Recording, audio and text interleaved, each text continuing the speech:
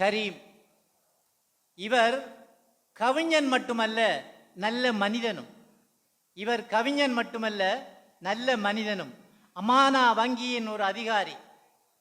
கடலையும் பாடுவார், கண்ணீரில் கவிதையும் பாடுவார்.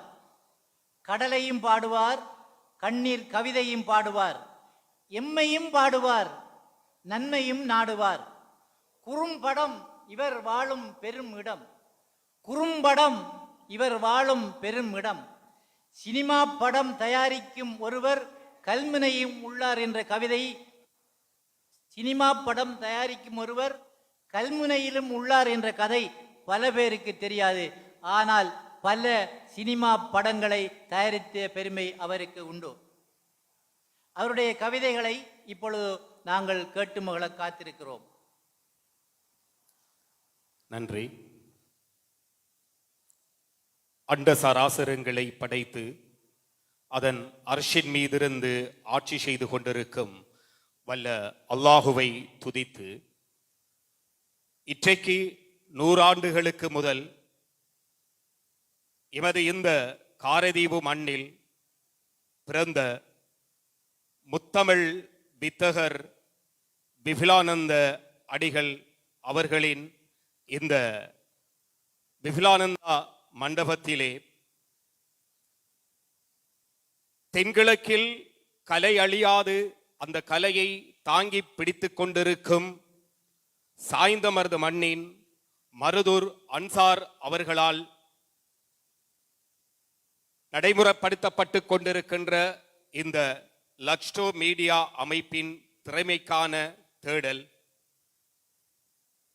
இந்த நிகழ்வினை எமது கிழக்கு மண்ணின் மூத்த ஆசிரியர், பெரும் கவிஞர், வலயக்கல்வி பணிப்பாளராக இருந்து ஓய்வு பெற்றவர், கல்முனையின் கல்வித்தாய் ஜாகிராவின் பிரதி அதிபராக இருந்தவர், எனக்கு பகுதி தலைவராக இருந்த பீர் முகமது சார் அவர்களின் தலைமையில் இந்த கவியரங்கு இடம்பெற்று கொண்டிருக்கிறது. இதில் நான் ஒரு சிறு கவிதையை பாட வந்திருக்கின்றேன். இப்பெரும் கவிஞர்கள் மத்தியில் ஒரு சிறு கவிதையை வார்த்துவிட்டு அமரலாம் என்று நினைக்கின்றேன். திருமணத்தை நாங்கள் மிக பெருமனம் கொண்டு ஏற்றுக்கொள்ளுகின்ற சமயத்தில் மறுமணத்தை நாங்கள் மிகவும் வெறுக்கின்றோம். எனது கவிதையில் நான் கூறப்போகின்ற விடயம் என்னவென்றால், திருமணத்தை போல் நீங்கள் மறுமணத்தையும் விரும்பி ஏற்க வேண்டும் என்கின்ற தலைப்பில் ஒரு சிறு கவிதை. மறுமணம் என்பது மங்கையின் தவறல்ல, மாற்றான் கை பட்டதால் அவளொன்றும் இழிவல்ல. மறுமணம் என்பது மங்கையின் தவறல்ல, மாற்றான் கைப்பட்டதால் அவளொன்றும் இழிவல்ல.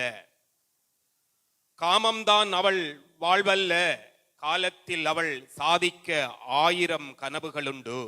காலமும் அவள் செய்ய கடமைகள் 1000 உண்டு.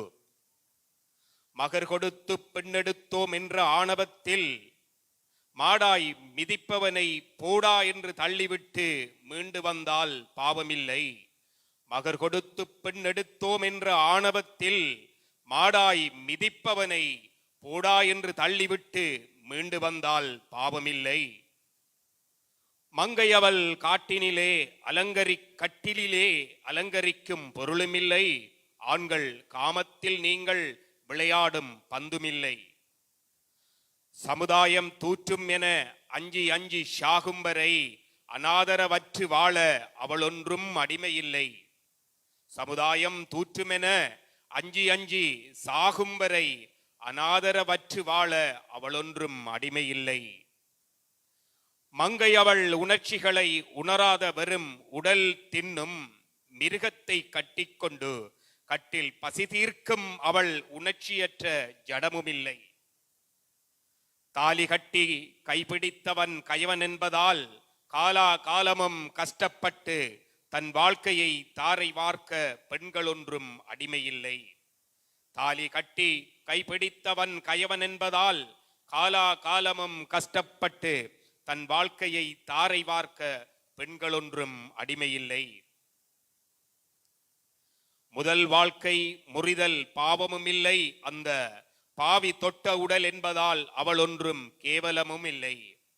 முதல் மனம் தோற்பதால் வாழ்க்கையொன்றும் முடிவதல்ல, மறுமணத்தை தேடும் பெண் மட்டமான ஒரு பொருளும் அல்ல. மறுமணத்தை தேடும் பெண் மட்டமான ஒரு பொருளும் அல்ல. மங்கை அவள் தன் வாழ்வில் தடுக்கித்தான் போனாள், தன் நடத்தை கட்டு தாசியாகி போகவில்லை. மங்கை அவள் தன் வாழ்வில் தடுக்கித்தான் போனாள், தன் நடத்தை கட்டு தாசியாகி போகவில்லை. மங்கைக்கு நீ கொடுக்கும் மறுமணம் நம் மாந்தர்களுக்கு நீ தரும் வரம்.